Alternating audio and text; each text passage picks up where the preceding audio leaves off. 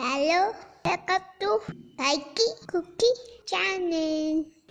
நம்ம இன்னைக்கு ஜவ்வரிசி பாயாசம் எப்படி செய்கிறதுன்னு பார்க்கலாம். இப்போது அடுப்பில் நம்ம ஒரு பாத்திரத்தில் 4 டம்ளர் தண்ணி ஊற்றி இந்த மாதிரி நல்லா கொதிக்க விட்றலாம். அதுக்குள்ளே இந்த மாதிரி ஒரு கப்பு ஜவ்வரிசி எடுத்து உள்ளே போட்டு வேக வச்சுக்கலாம். இப்போது நம்ம அந்த ஜவ்வரிசி நல்லா வேகட்டும்.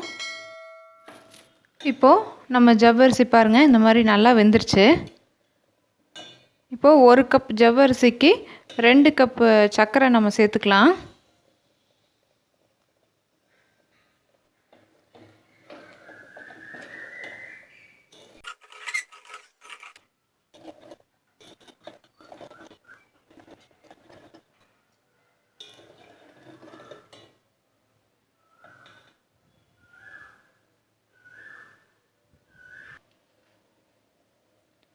நம்ம இதுக்குள்ளே ஒரு 1/4 டீஸ்பூன் ஏலக்காய் தூள் ஆட் பண்ணிக்கலாம். இப்போது நம்ம இதை இறக்கிட்டு நம்ம நெய்யில் முந்திரி திராட்சையும் வறுத்து இதில் சேர்த்துக்கலாம்.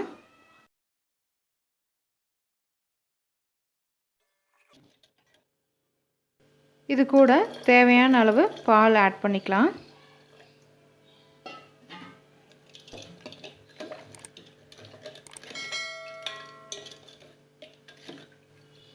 நம்ம ஜவ்வரிசி பாயாசம் இப்போ ரெடி ஆகிடுச்சு.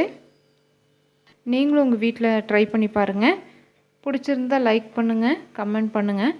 இன்னும் இந்த சேனலை சப்ஸ்கிரைப் பண்ணாதவங்க சப்ஸ்கிரைப் பண்ணிக்கோங்க, சப்போர்ட் பண்ணுங்கள். நெக்ஸ்ட் வீடியோவில் வேறொரு ரெசிபியில் சந்திக்கலாம் ஃப்ரெண்ட்ஸ்.